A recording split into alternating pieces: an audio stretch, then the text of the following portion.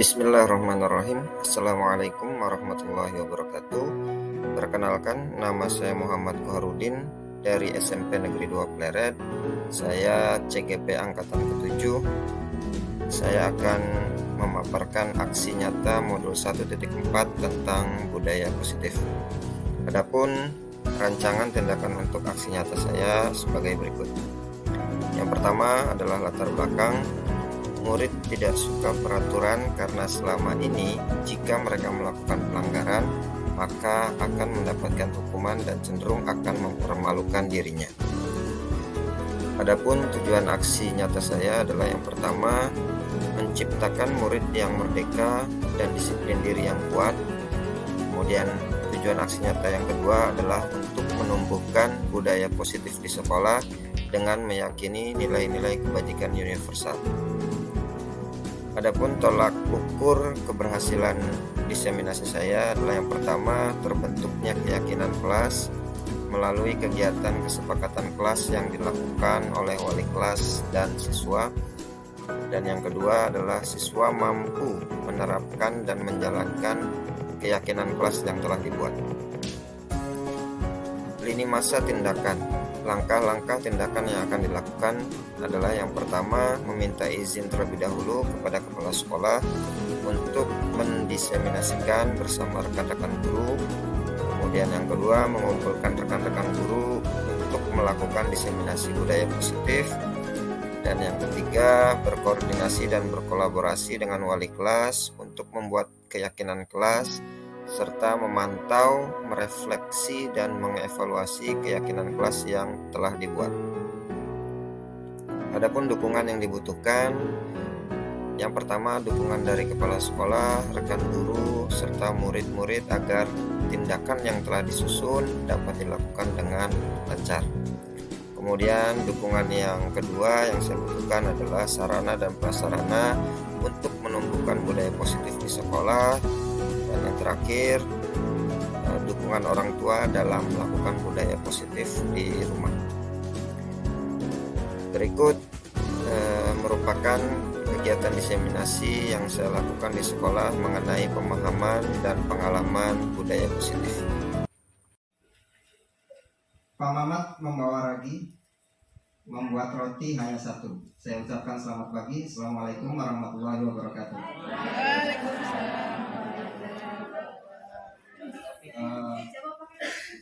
Ya, boleh dijawab pakai London boleh. Baik, terima kasih atas waktunya, Bu Srinati. Bismillahirrahmanirrahim. Alhamdulillah, wassalatu wassalamu ala Rasulillah wa ala alihi wa sahbihi wa mawala. Baik, pertama-tama marilah kita panjatkan puja dan puji syukur kita kepada Allah SWT karena berkat rahmat dan nikmatnya kita bisa berkumpul di tempat yang insya Allah dimuliakan Allah SWT. Ya, salawat serta salam tak lupa kita panjatkan kepada Nabi besar kita, Nabi Muhammad SAW, serta keluarganya, para sahabatnya, dan para pengikutnya hingga akhir zaman. Baik, berdirinya saya di sini, sedikit saya akan memaparkan pengimbasan modul 1.4 mengenai budaya positif. Sebetulnya materi ini sudah tidak asing ya bagi Bapak Ibu guru sekalian, apalagi yang Bapak Ibu guru yang sering membuka PMM ya, seperti Bu Riri, Bu Ade mungkin sudah familiar mengenai materi budaya positif ini ya. Tapi tidak ada salahnya menghadapi semester yang baru nanti kita akan laksanakan. Semoga nanti materi yang akan disampaikan ini bisa bermanfaat bagi kita semua dan bisa diimplementasikan di nanti semester 2 ya. Ya, baik, perkenalkan, nama saya Muhammad Koharudin ya, barangkali ada yang belum tahu. Sudah kenal semua. Saya adalah calon guru penggerak angkatan 7, kebetulan satu-satunya di SMP Negeri 2 Pleret yang angkatan 7. Nah, kebetulan sekarang sudah dibuka lagi untuk angkatan 9 dan 10. Silakan Bapak Ibu daftar ya, Bu Riri barangkali mau daftar segera. Ya. Angkatan 20 masih lama kan? Ya. Ya, CGP angkatan 7 dan ini adalah salah satu rangkaian dari tugas guru penggerak yaitu diseminasi. Jadi menseminarkan materi yang sudah saya dapatkan selama melaksanakan pendidikan guru penggerak. Materinya adalah budaya positif. Kalau misalkan saya tanya, kira-kira kalau Bapak Ibu guru mendengar kata budaya positif, yang terlintas pertama kali kira-kira apa? Apa? Cium tangan, boleh. Mengucapkan salam, sopan santun, disiplin. Tuh. Apalagi? Ya, berarti budaya positif ini sebetulnya tidak asing di sekolah kita ya. Sudah kita terapkan sehari-hari tentang budaya positif ini. Nanti budaya positif ini merupakan tujuan besar kita supaya nanti di sekolah kita mempunyai lingkungan yang positif. Ya, berangkat dari mana? Ya, berangkat dari tiap-tiap kelas yang kita ajarkan. Jadi tidak mungkin kita membentuk budaya positif di sekolah ini hanya sendirian. Ya, kita harus berkolaborasi dengan guru-guru yang lain. Ya, dimulai dari kelas-kelas, nanti kita buat peraturan kelas, buat keyakinan kelas, baru nanti akan tercipta lingkungan yang positif, budaya yang positif. Oke, baik.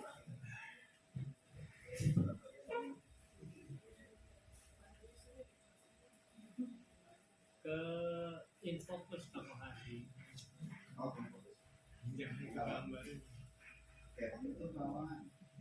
Oke, izinkan saya untuk memulai dengan beberapa pernyataan. Nanti silakan Bapak Ibu setuju atau tidak. Ya, ini ada 3 pernyataan. Pernyataan yang pertama adalah hukuman dapat mendisiplinkan anak. Kira-kira Bapak Ibu setuju apa tidak? Setuju.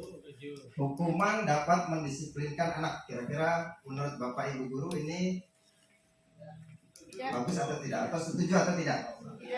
Tergantung hukumannya.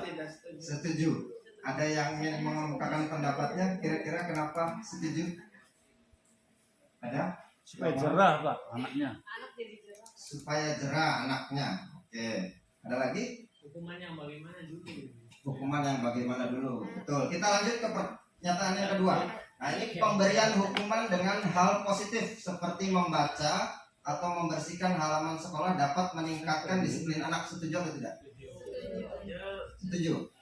Jadi membaca, hukumannya suruh membaca atau literasi ya. Kemudian membersihkan halaman sekolah. Ini kira-kira dapat meningkatkan disiplin anak. Setuju? Oke, setuju.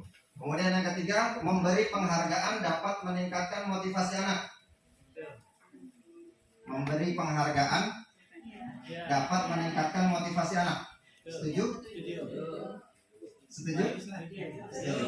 Oke, nanti kita akan bahas satu persatu apakah pernyataan ini sesuai dengan jawaban Bapak Ibu sekalian. Ya, apakah nanti di akhir pemikiran Bapak Ibu berubah atau tidak? Nah, kita lanjut ke slide berikutnya. Oke, topik yang akan kita bahas yang pertama adalah disiplin positif dan nilai-nilai kebajikan universal. Kemudian yang kedua nanti ada teori motivasi. Ini ada hukuman, penghargaan dan restitusi. Kemudian yang ketiga ada keyakinan kelas.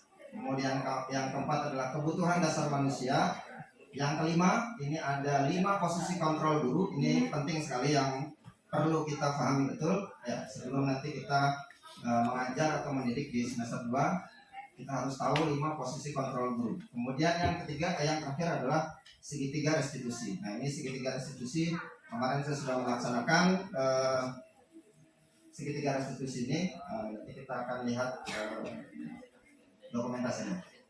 Oke, selanjutnya, nah ini perubahan paradigma. Ini penting. Sebelum kita lanjut ke materi selanjutnya, ini kita harus merubah paradigma kita. Ya, paradigma yang lama dirubah menjadi paradigma yang baru, yang lebih segar. Nah, sebelum itu saya ingin melaksanakan kegiatan ya simulasi dengan Bapak Ibu guru sekalian.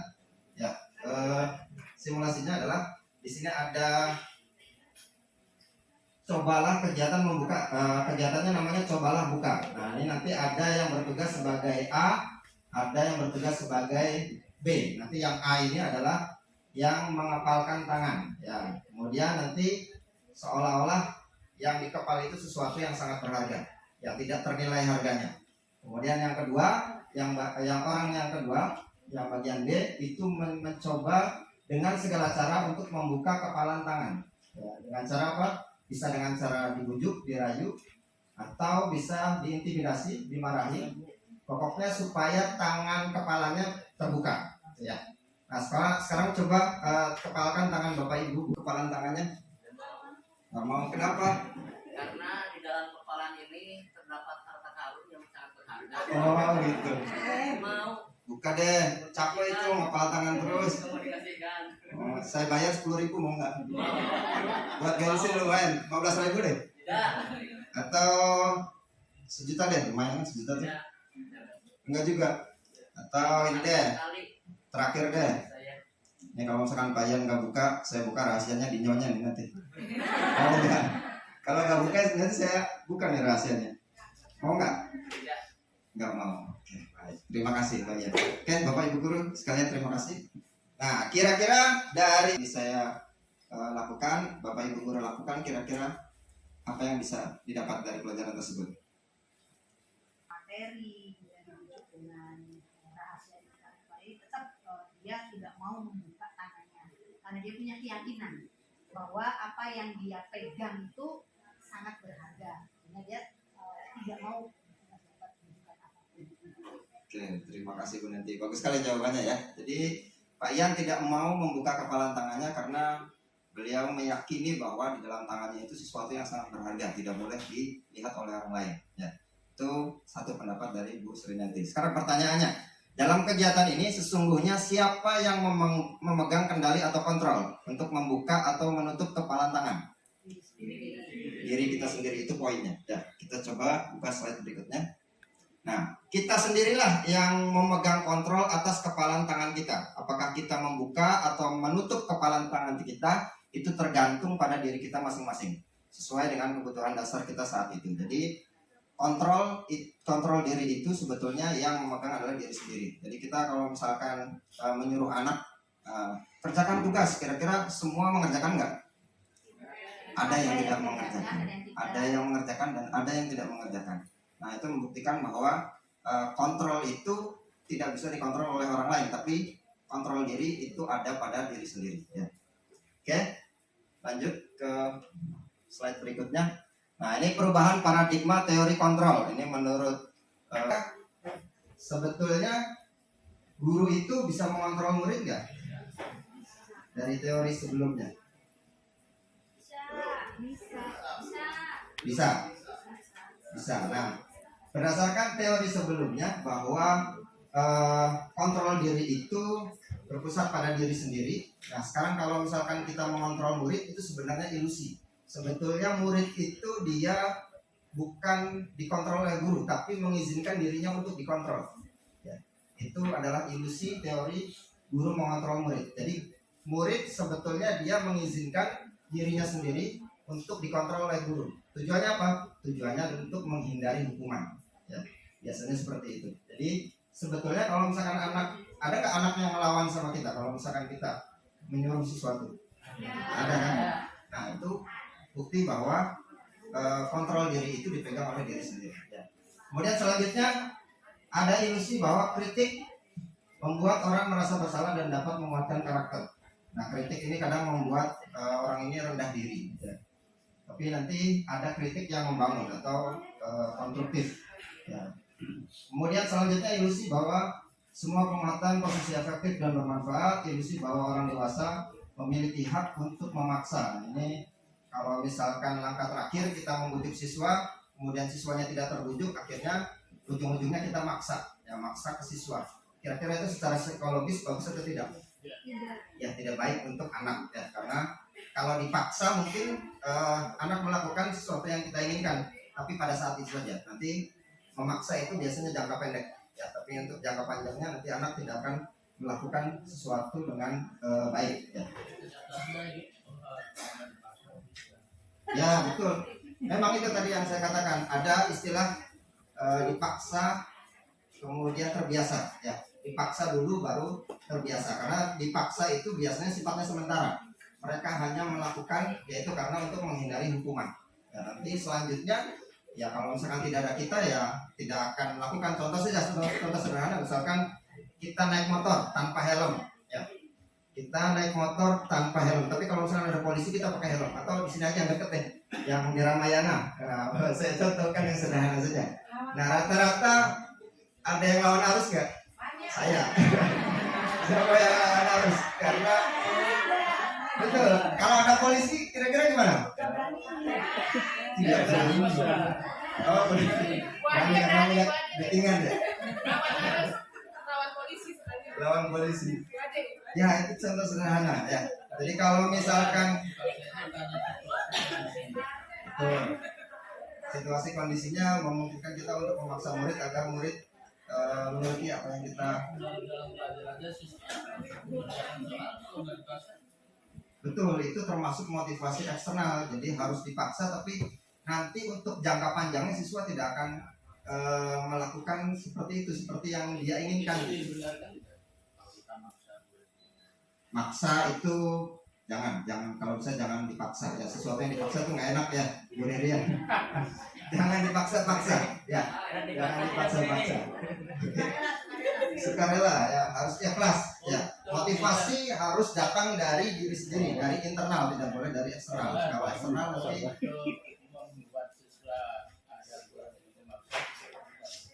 agar membuat siswa. Oh, banyak caranya sebetulnya. Mungkin salah satunya kita gini, kalau misalkan ada siswa yang terlambat. Nah, kalau misalkan ada siswa yang terlambat, biasanya kita langsung menghakimi ya. Kamu udah tahu masuk jam 7 pagi, tapi kamu masuk jam 7.20.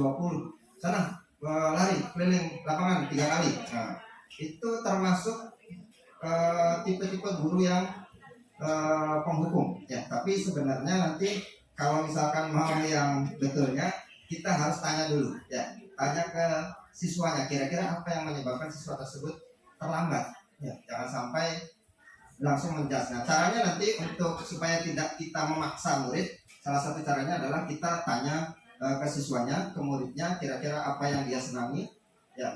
Kemudian kita gali, kemudian kita dorong apa yang dia senangi itu, karena setiap anak memiliki kemampuannya masing-masing ya, beda-beda. Setiap anak itu pasti berbeda-beda. Kita tidak bisa menuntun anak itu harus A gitu ya, harus jadi dokter.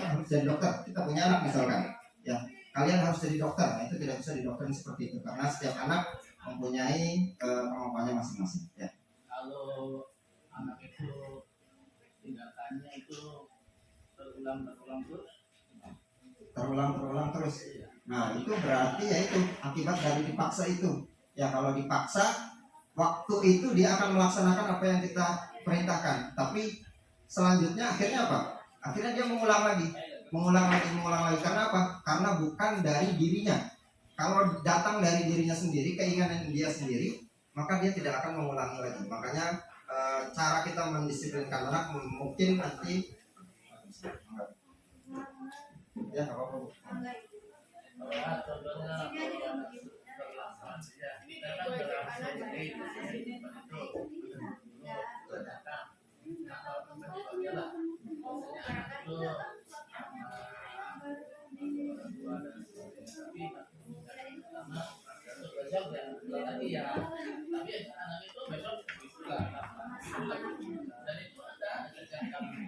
Ya, betul.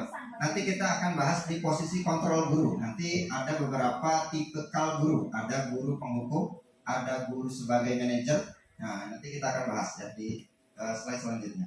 Nah, ini berkaitan dengan perubahan paradigma yang tadi. Ya, ini siapa sesungguhnya yang memiliki kontrol? Tadi kita sudah bahas ya. Nah, ini paradigma lama yang sebelah kiri ini paradigma lama. Kita mencoba mengubah orang agar berpandangan sama dengan kita. Ini paradigmanya harus dirubah menjadi kita berusaha memahami pandangan orang lain tentang dunia. Jadi setiap orang itu memiliki sudut pandang yang berbeda atau point of view yang berbeda. Ya, setiap orang pasti memiliki. Jangan menyamakan pendapat orang lain, sudut pandang orang lain dengan sudut pandang kita ya. Karena setiap orang pasti berbeda. Walaupun kasusnya sama, tapi point of view-nya pasti berbeda. Selanjutnya perilaku buruk dilihat sebagai suatu kesalahan. Semua perilaku memiliki tujuan. Nah, itu harus dirubah ya. Perilaku buruk dilihat sebagai suatu kesalahan. Contoh tadi, misalkan berangkat telat. Nah, itu kan suatu kesalahan. Nah, kita anggapnya itu adalah perilaku yang buruk. Padahal kalau misalkan kita gali, anak itu kenapa terlambat, bisa jadi orang tuanya sakit ya, atau bisa jadi ya ada yang meninggal dan lain sebagainya. Nah, ini paradigmanya harus dirubah. Jadi ada anak yang melakukan suatu kesalahan itu pasti ada alasannya, ya. Jangan sampai langsung dihukum. Kemudian selanjutnya, orang lain bisa mengontrol saya. Nah, ini harus dirubah. Teori kontrol menjadi hanya Anda yang bisa mengontrol diri Anda. Ya, kemudian kebalikannya, saya bisa mengontrol orang lain. Ini tidak bisa. Anda tidak bisa mengontrol orang lain. Karena tadi kontrol diri hanya bisa dipegang oleh diri sendiri. Selanjutnya, pemaksaan ada pada saat rujukan gagal. Nah, ini nanti harus dirubah dengan cara kolaborasi, konsensus, menciptakan pilihan-pilihan baru atau solusi-solusi baru. Nanti harus ada solusi-solusi yang baru sehingga nanti tidak ada pemaksaan. Kemudian model berpikir menang kalah. Ini paradigma yang lama, kita harus berubah. Tidak ada yang menang, tidak ada yang kalah, tapi model berpikirnya harus dirubah dengan win-win solution atau berpikir menang-menang. Ya. Oke, selanjutnya kita masuk ke disiplin positif. Disiplin yang Bapak Ibu ketahui tentang disiplin apa kira-kira? Kalau terdengar, apalagi? Ada lagi? Ketegasan, ya itu makna disiplin yang kita ketahui. Nah, sekarang kita lihat. Nah, makna disiplin ini sebetulnya berasal dari bahasa Latin, ya, menggali potensinya menuju sebuah tujuan apa yang dia hargai. Namun, nah ini ada namunnya. Namun dalam budaya kita, makna kata disiplin telah berubah menjadi sesuatu yang dilakukan seseorang pada orang lain untuk mendapatkan kepatuhan. Nah, ini biasanya disiplin menurut pandangan kita sehari-hari itu adalah kepatuhan. Kemudian kecenderungan umumnya adalah menghubungkan kata disiplin dengan ketidaknyamanan, bukan dengan apa yang kita hargai atau pencapaian suatu tujuan mulia. Kata disiplin adalah kemampuan untuk memerintah diri sendiri dalam mengontrol dan menguasai diri untuk memilih tindakan yang mengacu pada nilai-nilai yang kita hargai dengan penuh tanggung jawab tanpa terperintah orang lain. Nah, itu adalah pengertian disiplin yang benar, ya. Jadi Anda tidak bisa mengontrol orang lain, hanya Anda yang bisa mengontrol diri Anda. Oke. Selanjutnya, nah maksud nilai-nilai yang kita hargai apa? Maksudnya adalah nilai-nilai kebajikan.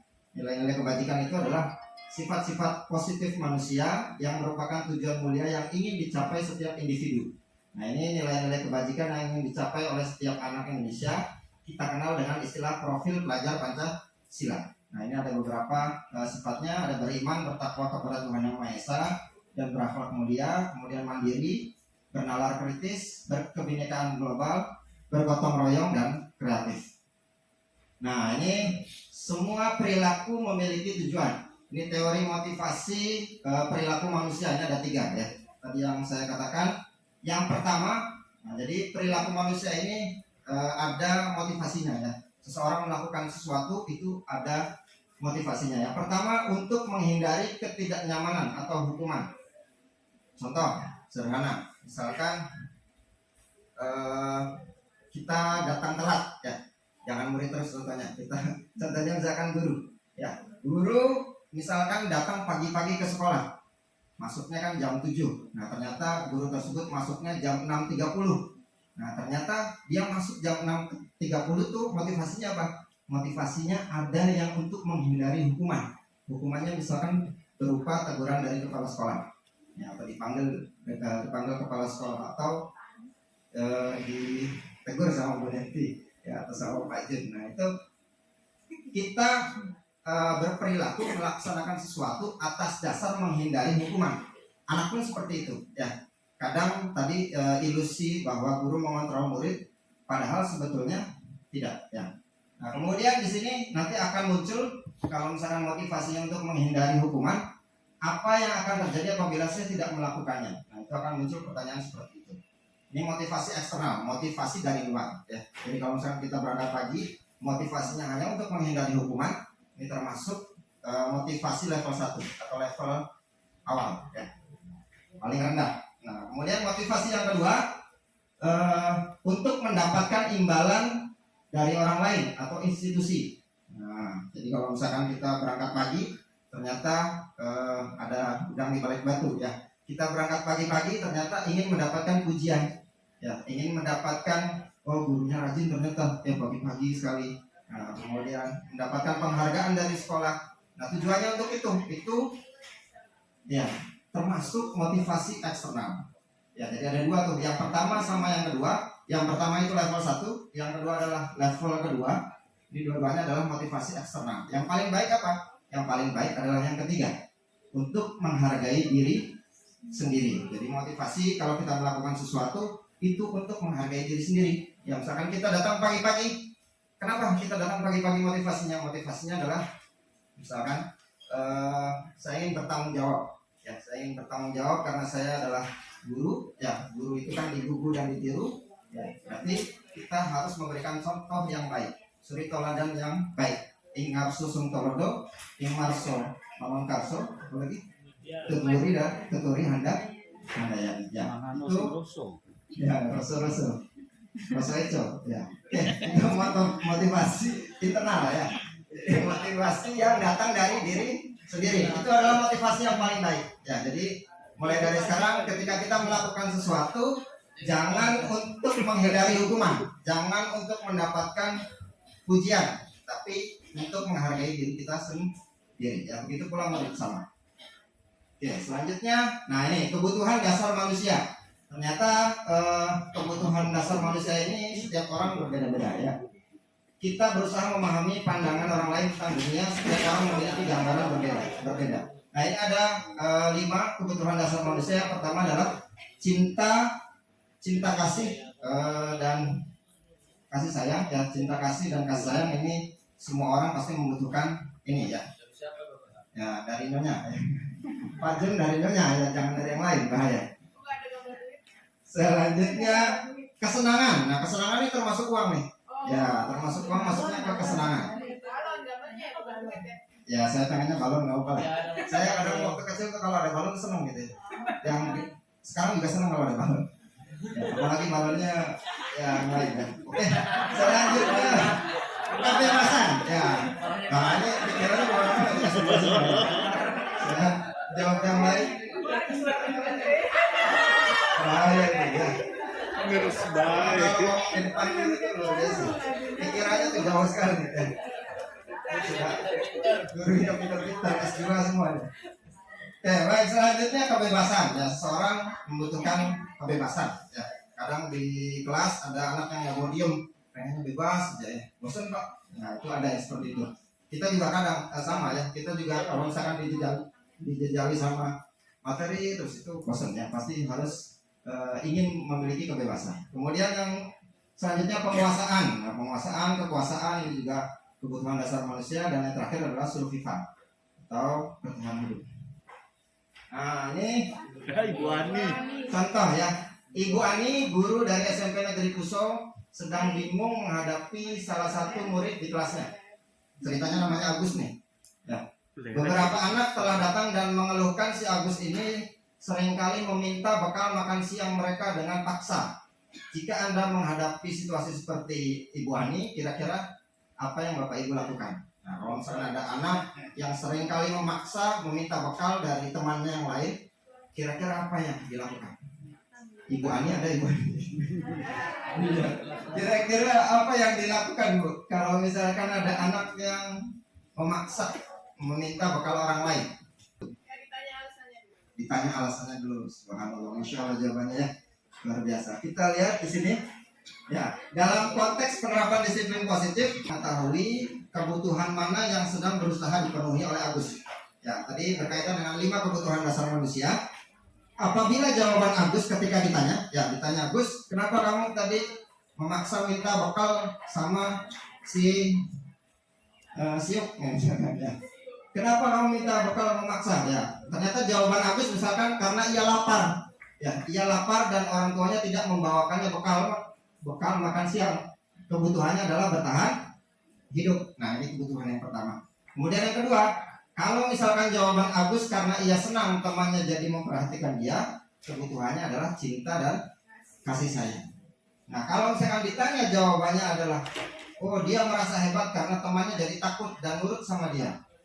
Kebutuhannya adalah penguasaan. Dan selanjutnya kalau misalkan jawabannya adalah Agus merasa bosan dengan bekal yang dibawakan ibunya karena selalu membawakan bekal yang sama, bekalnya tempe terus ya. Nah, kebutuhannya adalah kebebasan atau kebutuhan dan pilihan. Nah, selanjutnya apa kalau misalkan jawabannya Agus karena iseng aja dan dia menikmati ekspresi wajah temannya yang kesal karena dia mengambil makanannya, maka kebutuhannya adalah kesenangan. Jadi kalau misalkan ada siswa yang bermasalah, betul tadi tanyakan dulu motivasinya apa dia melakukan hal tersebut ya, sehingga kita nanti bisa mencari solusi atas permasalahan tersebut. Jangan langsung di judge ya, jangan langsung dihakimi, tapi tanyakan dulu. Ini jawabannya beda-beda ya. Makanya kita perlu yang namanya membuka ruang dialog dengan siswa ya. Oke, selanjutnya, nah ini 5 posisi kontrol guru. Nah ini penting buat kita ya sebelum nanti masuk ke semester 2. Yang pertama, tipikal pertama guru ini ada yang tipikal sebagai penghukum. Nah ini bawaannya pengen menghukum aja kalau ada siswa yang terlambat, ada siswa yang bangor dan lain sebagainya. Nah tipikal pertamanya langsung menghukum. Kemudian yang kedua adalah pembuat merasa bersalah. Nah ini nanti kita akan lihat contoh videonya ya. Kemudian yang selanjutnya adalah guru sebagai teman. Ada juga nih tipikal guru yang sama muridnya itu kayak teman. Nah, nanti kita lihat.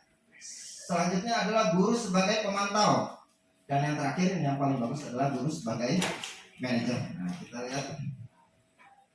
Nah, ini mungkin terlalu kecil ya. 5 posisi kontrol guru. Nah, ini sebagai penghukum, ini ciri-cirinya adalah biasanya kata-katanya itu menghardik ya, menyindir, kemudian menunjuk-nunjuk ya. Kalau kamu tidak melakukannya, awas ya, rasakan. Nah itu adalah sebagai penghukum. Kemudian pembuat merasa bersalah. Nah contohnya misalkan di sini kamu sudah tahu ibu lelah sekali mengatakannya, ibu stres. Kamu nggak kasihan sama ibu? Ya kan biasanya gitu tuh. Ada guru-guru yang membuat siswanya merasa bersalah. Ya kamu tuh melakukan ini terus, kasihan nok sama ibu gitu ya. Ibu udah ditegur sama kepala sekolah, dipanggil, disindir-sindir dan lain sebagainya. Nah itu ini termasuk ke tipikal guru pembuat merasa bersalah. Ada yang tipikal seperti itu? Ada ya? Ada. Oh Pak Jun berarti tahu saya. Oke. Sebagai teman ya, sebagai teman ini biasanya guru memposisikan dirinya sebagai teman siswa. Contohnya misalkan dengan kata-kata, ayolah lakukan demi ibu, ya jangan terlambat lagi, ya lakukan demi ibu. Kalau misalkan ada masalah, udah misalkan terlambat, udah masuk sana nanti ibu bereskan absennya. Wah itu sebagai teman banget ya. Nanti kita bahas selanjutnya. Pemantau sebagai pemantau. Nah ini biasanya memantau siswa. Kalau misalkan ada siswa yang terlambat, kemudian nanti akan kasih konsekuensinya. Kamu tahu peraturannya? Tahu Pak? Nah, tahu konsekuensinya? Tahu. Nanti jam istirahat, kamu tinggal di kelas selama 20 menit untuk mengerjakan ketertinggalan. Itu nanti dipantau. Itu adalah guru sebagai pemantau. Kemudian, pengen jajan. Ya udah nanti pulang sekolah aja tinggal kelas. Ya, 20 menit tinggal kelas di sekolah. Kemudian nanti mengerjakan tugas yang tertinggal. Selanjutnya sebagai manajer, ini yang paling baik.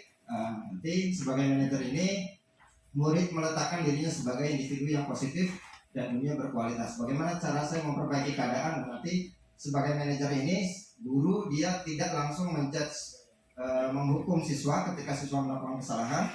Nanti akan ada 3 tahap yang akan guru lakukan sebagai manajer. Biasanya nanti dikenal dengan segitiga restitusi. Nanti saya akan bahas.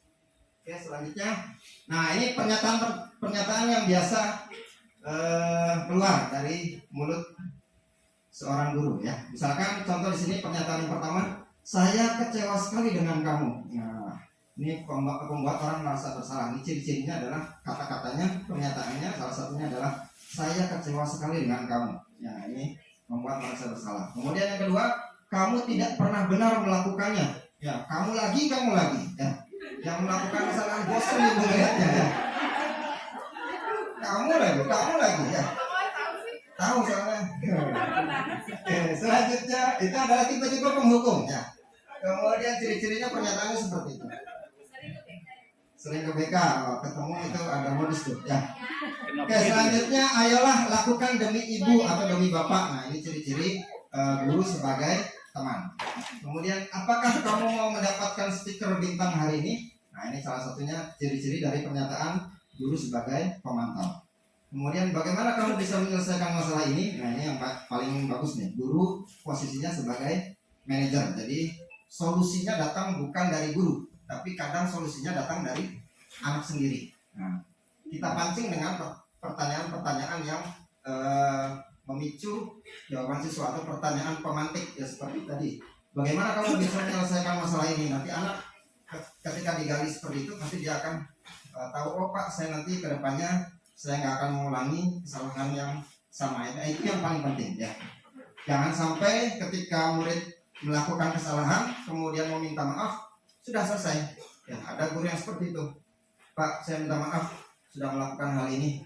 Ya sudah, jangan dilakukan lagi. Udah gitu aja. Ya, tapi yang namanya restitusi itu bukan hanya mendapatkan permintaan maaf dari anak, tapi anak itu menyadari betul bahwa perilaku yang dia lakukan itu adalah suatu kesalahan. Nah, itu yang paling penting. Poinnya di situ ya. Oke, selanjutnya kamu selalu yang paling terakhir. Ini tipe-tipe penghukum ya. Oke, selanjutnya, nah ini budaya positif itu adalah tujuan besar kita. Kita bisa lihat di sini lingkaran yang paling besar itu yang merah itu adalah budaya positif. Ini akhir tujuan kita. Nanti sekolah kita semoga saja bisa melaksanakan budaya positif. Ya, nanti budaya positif ini lahir dari lingkungan yang positif. Ya, lingkungan yang positif itu lingkungan yang aman, nyaman, tertib untuk belajar. Ya, kemudian nanti lingkungan positif ini juga didapatkan dari kelas-kelas ya, dimulai dari kelas-kelas. Nah, itu dibuat nanti keyakinan kelas. Nah, keyakinan kelas ini berasal dari mana?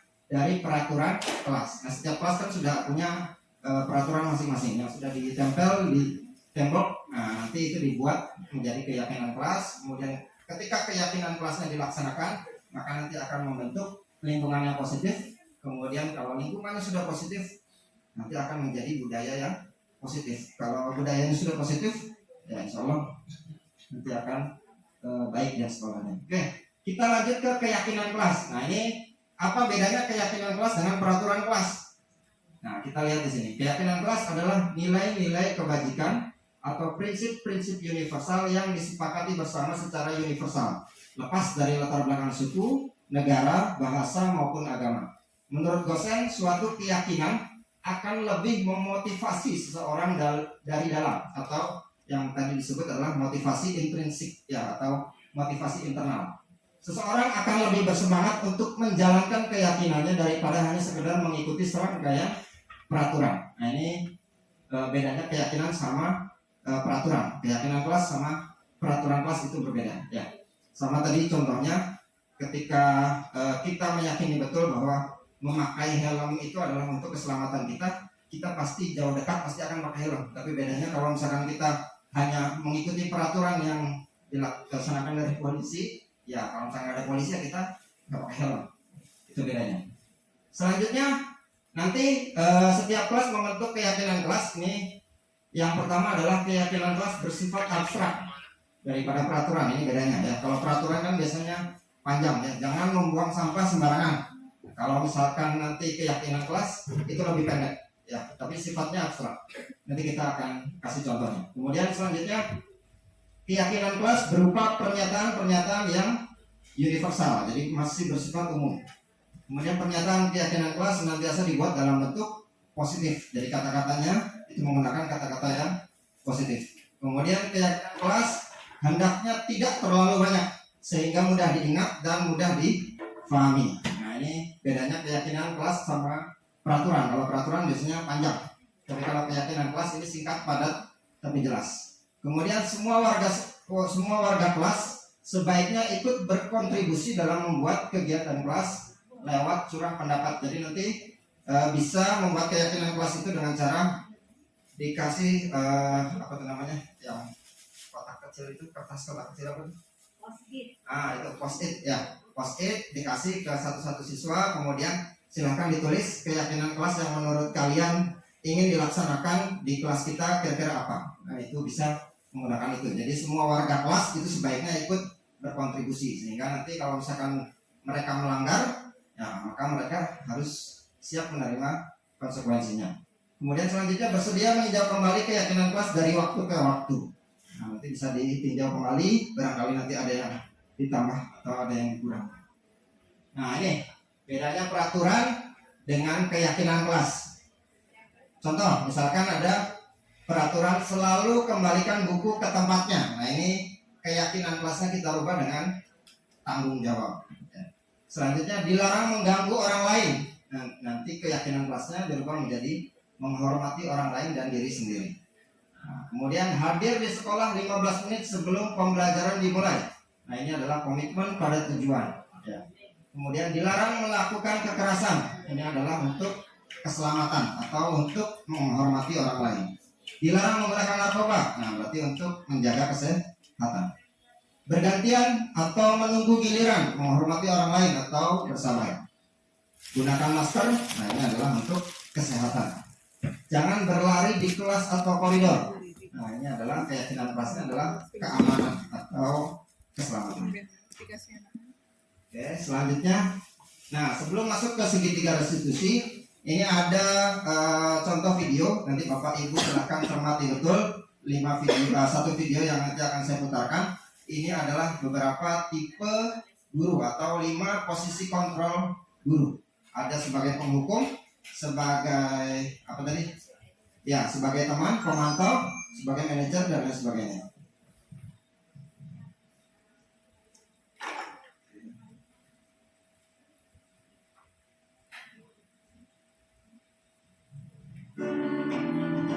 Oke, yang pertama sebagai penghukum.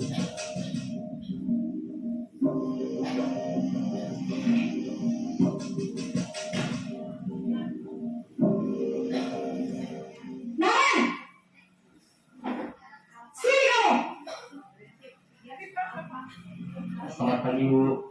Selalu terlambat. Kamu deh pasti terlambat. Maaf, Bu. Saya Apa? Apa coba? Alasan kamu apa lagi? Kapan sih kamu tidak terlambat? Malas sekali ya kamu jadi anak. saya Dasar pemalas. Gak kapok-kapok sih kamu. Sudah berapa kali terlambat? Sana, kamu keliling lapangan basket 2 kali. kenapa saya harus ke lapangan basket, Bu? Kenapa? Kamu melawan ibu. Berani-beraninya jawab. Sudah terlambat, masih berani jawab nggak? Sekarang keliling lapangan basket 5 kali sekalian. Biar kapok. Cepat. Pergi sana ke lapangan basket. Nah, itu ciri-ciri yang pertama ya, tipe penghukum. Nah, ini yang kedua nih, posisi membuat merasa bersalah.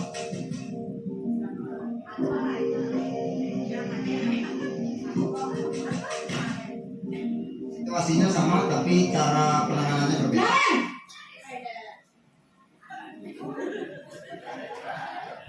Selamat pagi, Bu. Naren. Kamu kenapa terlambat lagi, nak? Ya Tuhan, Naren. Kamu senang ya bikin ibu susah ya? Nah, itu. Kalau kamu terlambat lagi, nanti ibu yang ditegur bapak kepala sekolah, nak. Disangka ibu tidak bisa membina kamu. Duh, gimana ini? Maaf, Bu. Duh, Gusti Naren. Kamu suka ya kalau ibu ditegur bapak kepala sekolah? Terus, sekarang ibu harus tulis apa nih di buku absen? Ini kamu sudah sering terlambat loh. Ibu harus apa coba? Maaf, Bu. Maaf sekali. Ya sudah, lain kali jangan bikin ibu susah lagi ya nak ya. Ibu tidak akan kuat lagi kalau kamu begini terus. Bisa jantungan kalau ibu tegur bapak kepala sekolah. Sana cepat ke kelas. Maaf ya, Bu. Maaf sekali. Itu poinnya berapa pokok harian? Posisi terbiasa berbicara dengan nada tenang. Ya, ini sebagai teman, posisi sebagai teman, guru sebagai teman. Kita lihat cara penanganannya seperti apa kalau guru sebagai teman. Naren,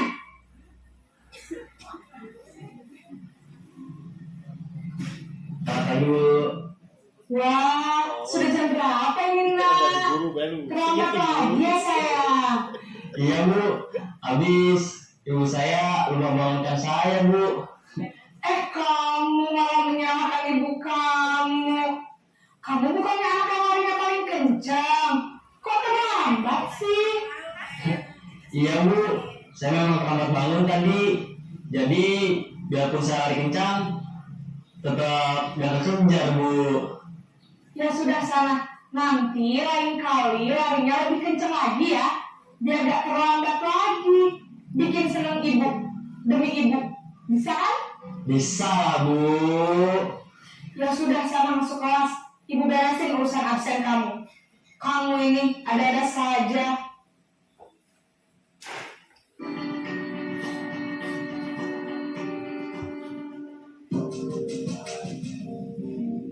Nah, ini sebagai pemantau, posisi guru sebagai pemantau. Nah,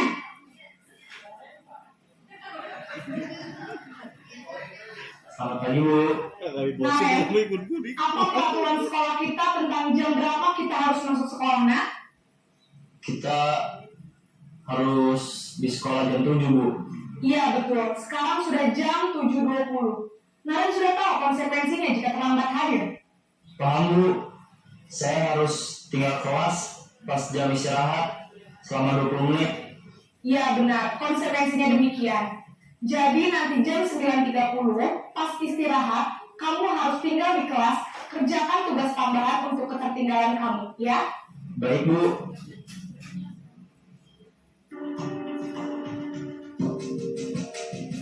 Nah, ini posisi terakhir, yaitu sebagai manajer. Ini posisi yang paling baik untuk kita laksanakan. Naren!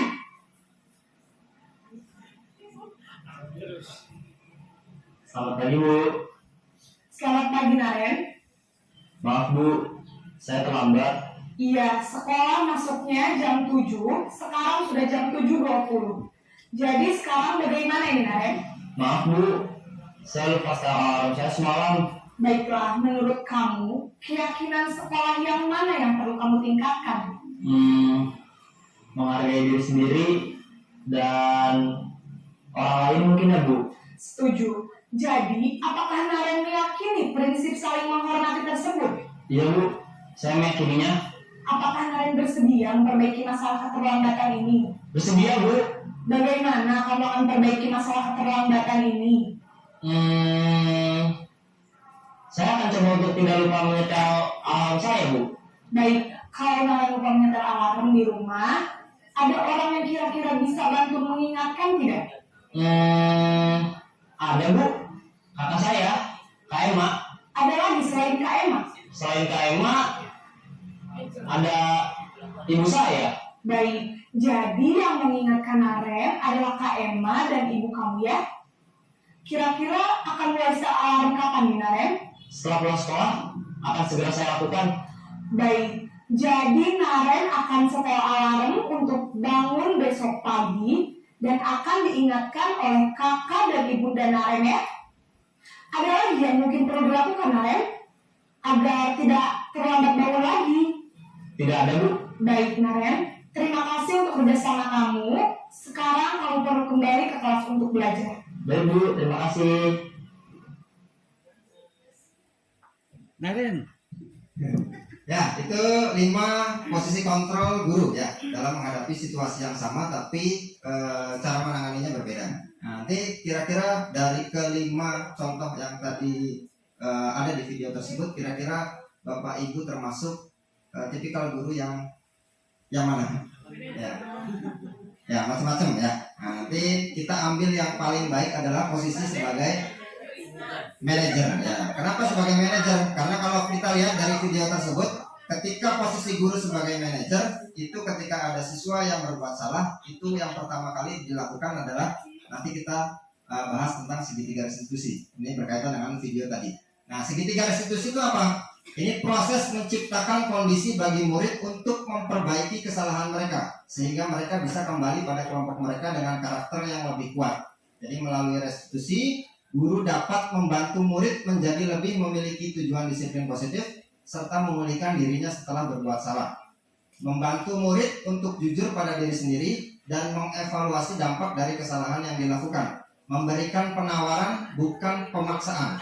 Nah ini tadi kalau misalkan Bapak Ibu perhatikan video yang terakhir, yang posisi guru sebagai manajer, itu ketika ada siswa yang terlambat, yang pertama kali dilakukan adalah berdialog dengan siswa. Ditanyakan dulu kenapa terlambat. Nah kemudian setelah tahu terlambatnya kenapa, kemudian ditanyakan kembali kira-kira harus bagaimana Naren. Ya, jadi solusinya bukan dari kita, tapi dari anak. Kalau anak sudah memberikan solusi, oh nanti saya nyetel alarm Bu. Nah kira-kira nanti anak itu melakukan tidak? Dengan kesadaran diri sendiri, dia akan melakukan hal tersebut. Dia akan bertanggung jawab dengan solusi yang dia berikan. Ya. Oke, selanjutnya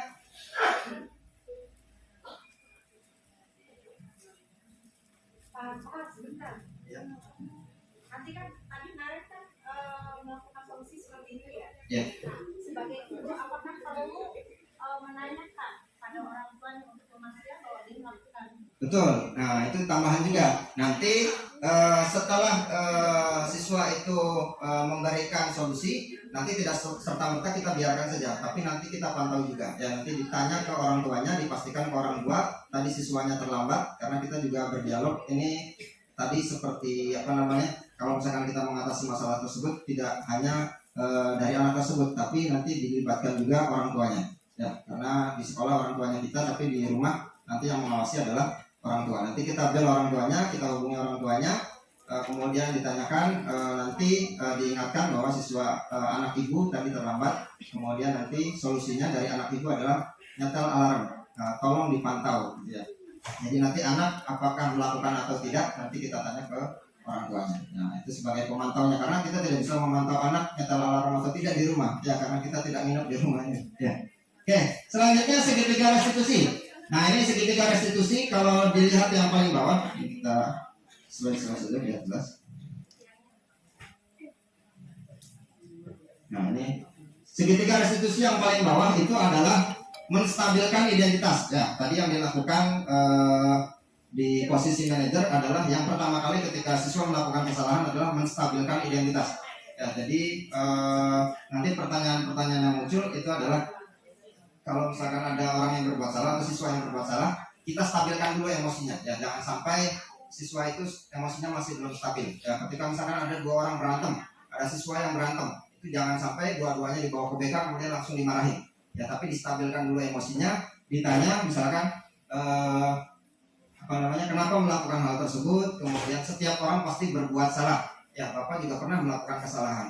Nah, itu adalah tindakan-tindakan atau pertanyaan-pertanyaan yang pertama untuk menstabilkan identitas. Itu langkah pertamanya. Kemudian langkah keduanya adalah memvalidasi tindakan yang salah. Nah ini nanti langkah keduanya setelah emosinya stabil, baru nanti kita validasi tindakan tersebut. Misalkan kamu tentu punya alasan mengapa melakukan hal tersebut. Nah itu harus ditanyakan supaya kita nanti bisa nyari solusinya. Kemudian adakah cara yang lebih efektif untuk mendapatkan apa yang kamu butuhkan? Tadi berkaitan dengan 5 kebutuhan dasar manusia. Ya, setiap anak ketika melakukan kesalahan itu artinya dia membutuhkan sesuatu. Ya, apakah membutuhkan cinta dan kasih sayang? Ya, biasanya anak melakukan kesalahan ada yang caper tuh, ya, cari perhatian gurunya dan lain sebagainya. Kemudian langkah yang ketiga adalah menanyakan keyakinan kelas. Nah, kan kita sudah buat tuh keyakinan kelas tadi ya. Ketika sudah dibuat keyakinan kelas, ketika ada yang berantem misalkan, nah, ditanyakan kira-kira nilai keyakinan kelas yang kita sudah buat di kelas apa? Apa yang kira-kira kamu langgar? Nah nanti anak tersebut akan menjawab, oh iya, misalkan menghargai orang lain. Nah berarti dia melanggar keyakinan kelas yang sudah disepakati bersama. Nah nanti baru ditanyakan, kamu ingin menjadi orang yang seperti apa? Nanti dikaitkan seperti itu. Jadi ini langkah-langkah yang bagus untuk melaksanakan segitiga restitusi ini. Ada 3 langkah. Yang pertama menstabilkan identitas, validasi tindakan yang salah, dan menanyakan keyakinan. Selanjutnya, nah ini tahapan segitiga restitusinya. Yang pertama menstabilkan identitas. Berbuat salah itu tidak apa-apa. Ya. Tidak ada manusia yang sempurna. Saya juga pernah melakukan kesalahan seperti itu. Ini untuk menstabilkan emosi anak. Ya. Kita bisa menyelesaikan ini. Bapak Ibu guru tidak tertarik mencari siapa yang salah, tapi Bapak Ibu ingin mencari solusi dari permasalahan ini. Jadi fokusnya bukan ke mencari siapa yang salah, tapi fokusnya adalah ke solusi dari permasalahan tersebut. Kemudian kamu berhak merasa begitu. Nah, ini adalah pernyataan-pernyataan tentang menstabilkan identitas. Selanjutnya, memvalidasi tindakan yang salah. Padahal kamu bisa melakukan yang lebih buruk dari ini ya. Nah, kemudian kamu pasti punya alasan mengapa melakukan hal itu. Kamu patut bangga pada dirimu sendiri karena kamu telah melindungi sesuatu yang penting buatmu. Nah, ini adalah contoh-contoh pernyataan memvalidasi tindakan yang salah. Dan yang terakhir adalah menanyakan keyakinan. Apa yang kita percayai sebagai kelas atau keluarga? Apa nilai-nilai umum yang telah kita sepakati? Apa bayangan kita tentang kelas yang ideal? Kamu mau jadi orang yang seperti apa? Ini adalah tahapan yang terakhir tentang menanyakan keyakinan kelas. Nah, ini saya melakukan segitiga restitusi ya, aksi nyata saya di sekolah. Ini ada 2 orang siswa yang melanggar peraturan. Yang satu adalah terlambat masuk kelas karena masih jajan di kantin. Ya, yang satu lagi membuang sampah sembarangan. Nah, saya melakukan segitiga restitusi dan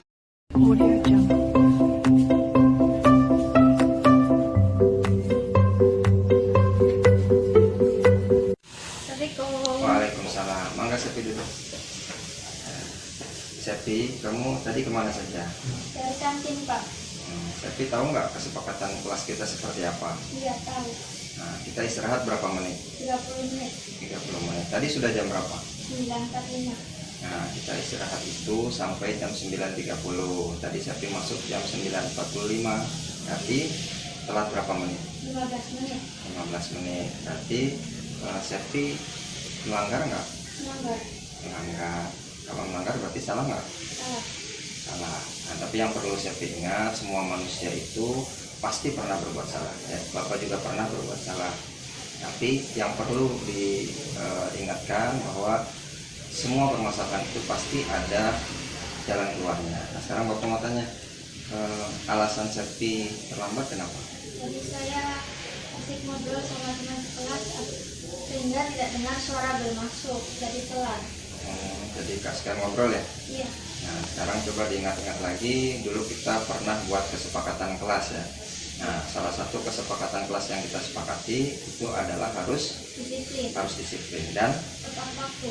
Disiplin dan tepat waktu. Nah, Bapak kan pernah dengar tuh, Sepi pernah cerita kalau misalkan Sepi itu mau jadi guru yang hafal Quran, itu cita-cita yang sangat mulia.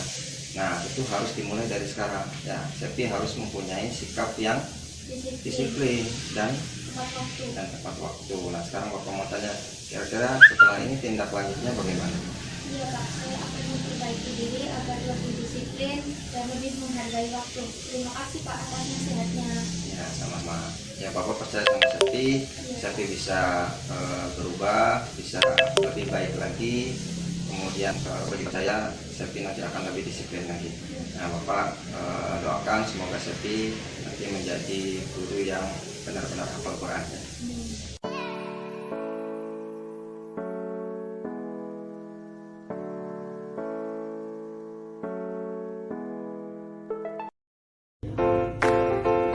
Audio Jungle.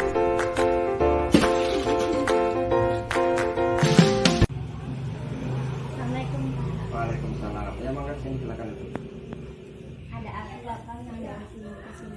Iya, tadi Bapak manggil Cindy ke sini itu karena Bapak tadi ngeliat Cindy buang sampah sembarangan ya. Nah, kira-kira Cindy tahu nggak peraturan sekolah? Nah, peraturan sekolahnya apa?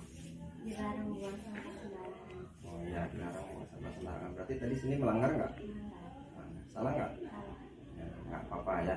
Nah, Bapak di sini bukan mencari kesalahannya Cindy ya. Semua orang pasti pernah berbuat salah. Bapak juga pernah berbuat salah. Tapi yang perlu diingat, nanti semua permasalahan itu pasti ada jalan keluarnya. Nah, sekarang Bapak mau nanya nih, Cindy tadi kira-kira kenapa buang sampah sembarangan? Padahal kan di depan Cindy ada tong sampah. Karena terburu-buru. Karena terburu-buru. Nggak lihat nggak ada tong sampah di depannya? Enggak. Oh, nggak kelihatan karena terburu-buru ya. Nah, sekarang Cindy dicoba nanti diingat-ingat lagi ya, dilihat lagi peraturan sekolah yang sudah ditempel di kelas-kelas ya. Dilihat di situ kan sudah dituliskan bahwa dilarang membuang sampah sembarangan ya. Nanti ada poinnya ya. Nah, Bapak juga ingat tuh Cindy pernah bilang bahwa Cindy tuh mau jadi polwan ya. Nah, Nah, salah satu sifat yang harus dimiliki poluan itu apa? Disiplin dan tepat waktu. Ada satu lagi ya, salah satunya kalau dari sekarang Cindy bisa melakukan hal-hal kecil seperti membuang sampah pada tempatnya, nah itu juga termasuk karakteristik yang harus dimiliki oleh Cindy ya, mulai dari sekarang supaya nanti kedepannya bisa terbentuk karakternya ya. Nah sekarang Bapak mau nanya, kira-kira tindak lanjutnya setelah ini bagaimana? Ya Pak, ini kalau saya tidak akan mengulangi kesalahan lagi. Saya akan membuang sampah pada tempatnya. Ya baik, Bapak percaya sama Cindy ya. Cindy pasti bisa nanti merubah diri lebih baik lagi, bisa membuang sampah pada tempatnya, dan Bapak harap harap nanti Cindy kedepannya lebih baik lagi ya. Semoga cita-cita Cindy bisa tercapai. Terima kasih Pak. Ya sama-sama Cindy.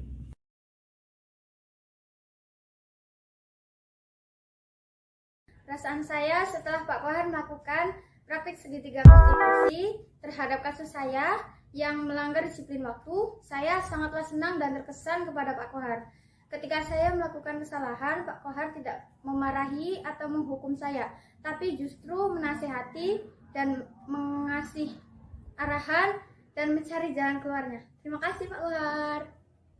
Setelah Pak Kohar melakukan praktek segitiga restitusi terhadap kasus saya membuang sampah sembarangan adalah sangat senang dan terkesan. Ketika saya membuat kesalahan, Pak Kohar tidak marah, tetapi justru menasihati dan mengarahkan serta mencari jalan keluar. Terima kasih.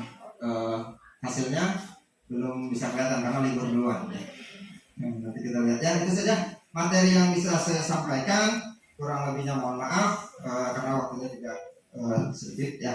Terima kasih ya. Ini moto saya sebagai guru penggerak: tergerak, bergerak, dan menggerakkan. Jadi yang pertama, ketika mendapatkan materi ini, semoga nanti Bapak Ibu bisa tergerak ya hatinya. Ketika sudah tergerak, sentuhlah dia tepat di hatinya. Maka dia akan menjadi milikmu selama. Oke, tergerak terlebih dahulu. Nanti kalau sudah tergerak, maka Bapak Ibu bisa tergerak ya, bergerak. Kemudian setelah bergerak baru bisa menggerakkan orang lain. Ya, itu saja dari saya. Kurang lebihnya mohon maaf. Assalamualaikum warahmatullahi wabarakatuh. Assalamualaikum warahmatullahi wabarakatuh. Saya Ibu Sri SPD, rekan sejawat dari Bapak Muhammad Koharudin SPDI, CDP Angkatan 7. Kali ini saya akan memberikan kesan dan pesan setelah mengikuti diseminasi budaya positif yang sudah dilaksanakan oleh Bapak. Kesan saya pada saat setelah mengikuti diseminasi adalah sangat tertarik dengan materi yang disampaikan, yaitu budaya positif, di mana dari materi yang disampaikan saya jadi tergugah dan teringat apa yang sudah saya lakukan selama ini menjadi seorang guru. Ya, ada beberapa hal yang mungkin sudah dilaksanakan itu kurang baik dan juga yang kurang baik. Tapi yang paling berkesan adalah tentang 5 posisi dulu ya. Guru itu ada 5 posisi. Yang pertama adalah sebagai merasa penghukum ya. Guru sebagai penghukum, kedua guru sebagai yang membuat rasa bersalah, kemudian guru yang sebagai pemantau, guru yang sebagai teman, dan yang terakhir adalah guru sebagai manajer. Dan mungkin seharusnya kita sebagai guru itu menjadi seorang manajer. Pesan saya untuk Pak Kohar, mudah-mudahan sukses selalu dalam mengikuti kegiatan CDP ini, kemudian ilmu yang diperoleh itu bermanfaat untuk diri sendiri dan sekolah, dan nanti bisa menjadi agen perubahan di sekolah. Terima kasih. Assalamualaikum warahmatullahi wabarakatuh. Assalamualaikum warahmatullahi wabarakatuh. Saya Tati Suryani. Saya adalah teman sejawat dari Bapak Koharudin SPDI. Beliau adalah CGP Angkatan ke-7. Kesan saya setelah mendapatkan diseminasi budaya positif dari beliau, saya sangat terinspirasi untuk bisa meningkatkan motivasi diri para siswa dan juga untuk bisa meningkatkan disiplin positif siswa, serta saya bisa melaksanakan segitiga restitusi dalam menangani masalah-masalah siswa sesuai dengan kesepakatan kelas. Untuk Bapak Koharudin, saya ucapkan terima kasih atas ilmu yang sudah di-share kepada saya. Semoga saya bisa melaksanakannya. Dan semoga Bapak semangat terus, sehat terus, dan sukses terus. Sekian dari saya. Wassalamualaikum warahmatullahi wabarakatuh. Assalamualaikum warahmatullahi wabarakatuh. Ya, bagaimana kabarnya kalian hari ini? Ya, bagaimana liburannya? Kurang? Ya, baik. Sekarang hari ini adalah awal pertama kali kalian masuk ke sekolah. Nah, sekarang Bapak mau menanyakan sesuatu nih. Kira-kira kalian punya kelas yang kalian impikan ya? Kelas yang seperti apa atau kelas yang bagaimana yang kalian impikan?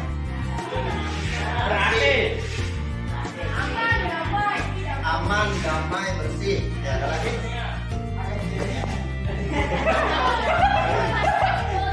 Tidak ribut, tidak berisik. Boleh. Lagi? Oke, baik. Itu bagus tuh tadi ya. Tertib, nyaman, aman, ya, tidak berisik. Menjadi berakhlak baik. Betul. Menjadi kelas yang menjadi contoh dari kelas-kelas yang lain. Kelas terbaik, mau jadi kelas terbaik.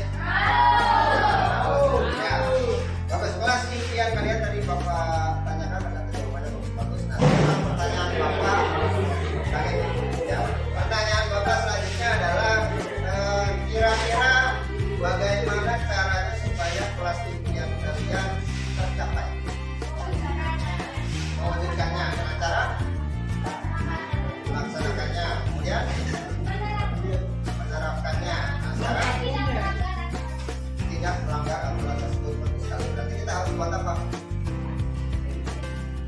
Betul, buat kesepakatan kelas ya, atau keyakinan kelas. Apa sudah jawabannya ya? Jadi kita sekarang buat kesepakatan kelas. Nanti masing-masing dari kalian Bapak akan libatkan membuat kesepakatan kelas ya. Jadi nanti masing-masing Bapak akan bagikan post-it ini atau stiker note ini. Nanti kalian tuliskan pokoknya yang atasnya yang ada lemnya ya. Yang di atas yang ada lemnya. Jadi kalian tuliskan kira-kira bagaimana cara mewujudkan supaya kelas impian kalian tercapai.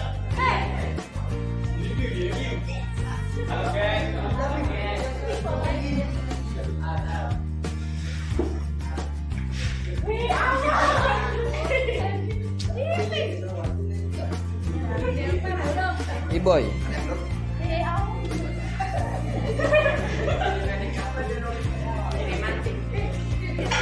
Nah, ya, stop yang rapi ya.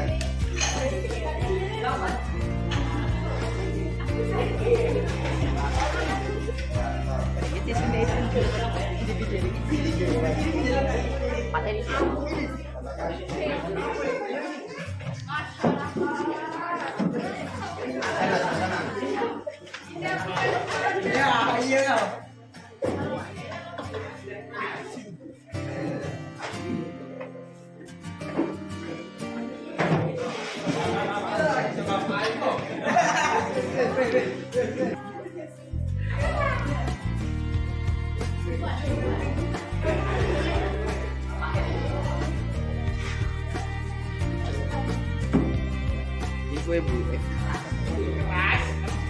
Sudah semua? Bapak bacakan ya. Jatuh dulu deh. Yang jatuh namanya adalah kelas yang tidak bau. Kelas yang tidak bau. Tadi untung sudah beli pewangi ya, padahal pewangi itu bukan pewangi kelas, tapi pewangi jendela. Bagus sekali. Oke, selanjutnya ada melaksanakan piket. Nah, piket sudah dibuat. Piket 6 hari ya. Nah, nanti silakan dibuat. Tidak ada pembulian di kelas. Nah, yang sering ngata-ngatain orang tua.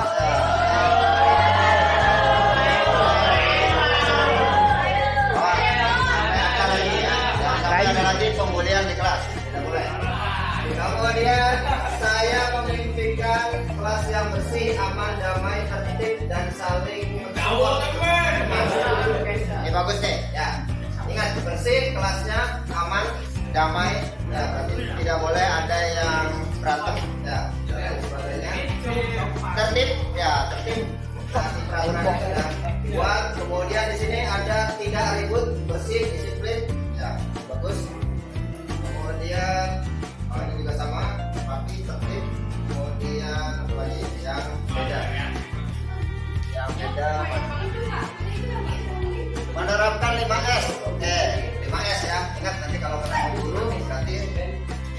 5S. Senyum, sapa, salam, sopan, santun. Sabra nggak masuk ya. Kemudian tidak berisik. Nah ini ya, Abi, jangan berisik ya. Jangan berisik, tenang. Oke, ini sama semua.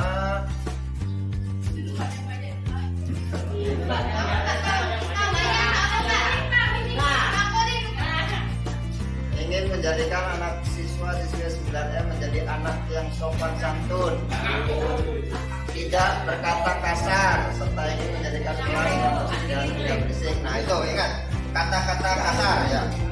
Orang yang sering berkata kasar itu tandanya bahwa di otaknya, di pikirannya pun seperti itu. Biasanya mulut itu hanya mengeluarkan isi yang ada di dalam kepala, sama seperti teko. Teko itu hanya mengeluarkan isi tekonya. Kalau isi tekonya air teh, berarti nanti yang keluar adalah air teh. Makanya kalau yang keluar dari mulut kalian kata-kata kotor, berarti menandakan isi kepala kalian juga kotor ya. Jangan sampai berkata-kata kotor atau kasar. Ya. Bagus ini. Ya. Nanti kalau yang sama Bapak nggak bacakan ya. Yang sama tidak Bapak bacakan. Masuk tepat waktu. Nah ini nanti kalau misalkan habis istirahat, nah sudah waktunya bel berarti harus sudah masuk ya. Bagus ya. Nah biasakan.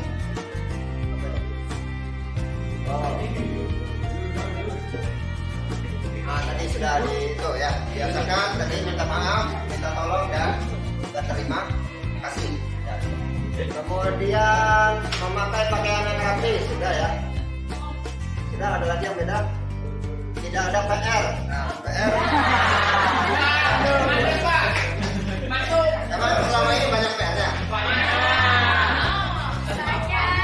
Kan PR kan bukan di kelas ya. PR itu di rumah. Oh, peraturannya di kelas. Tapi dikerjakan di kelas rapi, kelas yang damai, yang asik. Nah, kelas yang asik itu bagaimana? Debut. Aye. Kelas yang asik minimal bersih. Nah ini lingkungan bersih, tidak menunda tugas. Nah tadi bertolak belakang dengan yang banyak tugas. Ini tidak menunda tugas. Jadi kalau misalkan disuruh mengerjakan tugas dikumpulkan hari Senin, berarti kalian harus mengumpulkan hari Selasa. Ya. Oke, bagus sekali. 5S betul, kelas yang bersih sudah semua. Berarti nanti keyakinan kelasnya yang kita sepakati bersama. Tadi kita sudah bacakan satu-satu. Yang pertama adalah menjaga kebersihan. Ya, ini Bapak rangkum dari yang sudah kalian tulis. Yang pertama kesepakatan kelasnya adalah menjaga kebersihan. Kemudian yang kedua keyakinan kelasnya adalah hadir tepat waktu. Kemudian yang ketiga adalah apa tadi? Bisa tolong. 5S ya, 5S biasakan 5S, senyum, sapa, salam, sopan, santun. Kemudian tadi tidak membuli ya, tidak boleh membuli. Tapi tidak boleh membuli dan tidak berkata-kata kasar ya. Kemudian yang kelima kalau kita juga. Nah, jangan menunda tugas ya, tidak boleh menunda tugas. Disiplin, kemudian menjaga kebersihan, tidak berkata-kata kasar. Kemudian tertib, berpakaian rapi. Nah, tadi sudah dibacakan. Nah, kesemuanya ini nanti tolong kalian terapkan di semester 2 ini ya. Assalamualaikum warahmatullahi wabarakatuh. Waalaikumsalam. Nama saya Ida Zafira dari kelas 9. Berdasarkan kesepakatan kelas yang dibuat dengan saya jadi bisa lebih menghargai teman dan tidak berbeda teman. Terima kasih. Wassalamualaikum warahmatullahi wabarakatuh. Waalaikumsalam. Nama saya Syahida Ikhlas dari kesepakatan yang dibuat saya jadi salam sampai hari Sabtu. Assalamualaikum warahmatullahi wabarakatuh.